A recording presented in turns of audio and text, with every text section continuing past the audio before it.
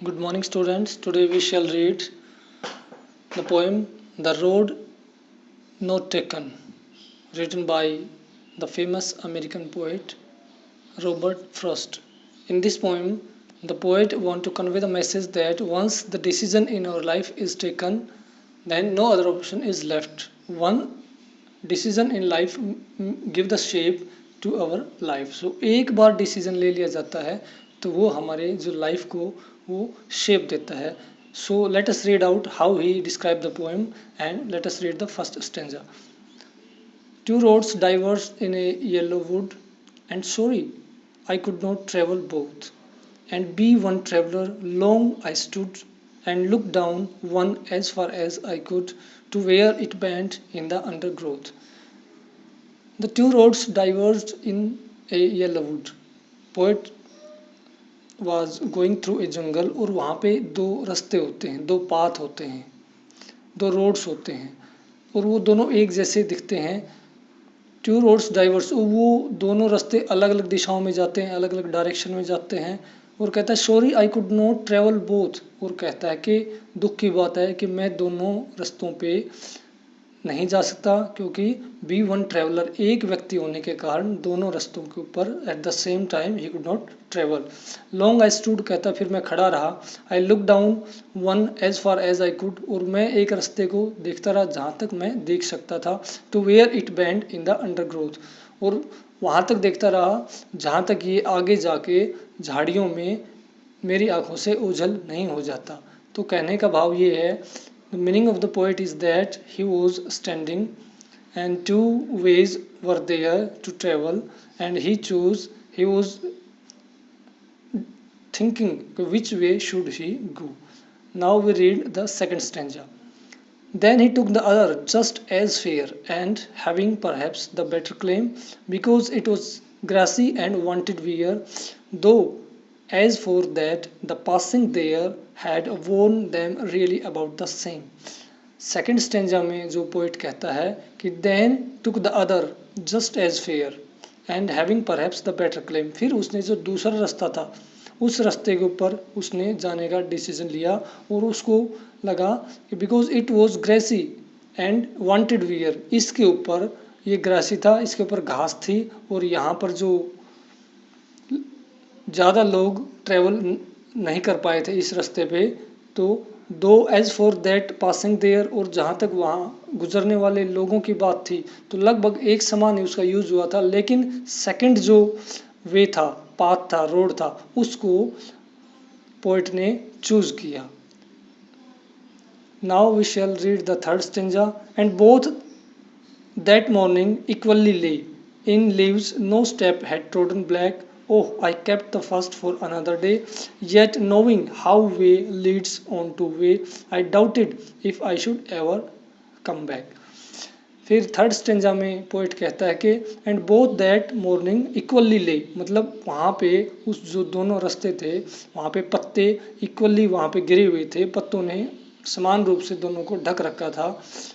और ये in leaves no step had trodden black, और वहाँ से कोई गुजरा भी नहीं था, वहाँ से गुजरने के बाद पत्तों का जो रंग होता है वो ब्लैक हो जाता है, तो वो ब्लैक हुआ नहीं था. Oh I kept the first for another day, और कहता कि पहला रास्ता जो फर्स्ट वे था वो मैंने किसी अन्य दूसरे दिन के लिए रख लिया. येट नोविंग, और ये जानते हुए कि how way leads to the way, ये जानते हुए भी कि इस जो रास्ता दूसरा रास्ता लिया था पोइट ने और जो फर्स्ट किसी अन्य दिन के लिए छोड़ दिया था, कि फर्स्ट वे के ऊपर फिर उसको चांस जाने का नहीं मिलेगा. आई doubted if I should ever come back, कि उसको संदेह हुआ, कि उसको डाउट हुआ कि क्या वो इस फर्स्ट वे के ऊपर कभी जा पाएगा या नहीं. Now we shall read the fourth stanza. I shall be telling this way this with sigh. Somewhere ages and ages hence, two roads diverge in a wood, and I took the one less traveled by, and that has made all the differences. वो कहता फिर मैं बरसों बाद, काफ़ी time गुजर जाने के बाद, एजेस एंड एजेस हैंस गुजर जाने के बाद, इस शाई यानी कि शाई ऑफ रिलीफ, राहत के साथ मैं ये बताऊंगा कि मैंने वो रास्ता लिया जो कम लोगों ने चुना था, and that has made all the differences, और उस मेरे डिसीजन ने मेरे जीवन में एक बहुत बड़ा अंतर ला दिया है।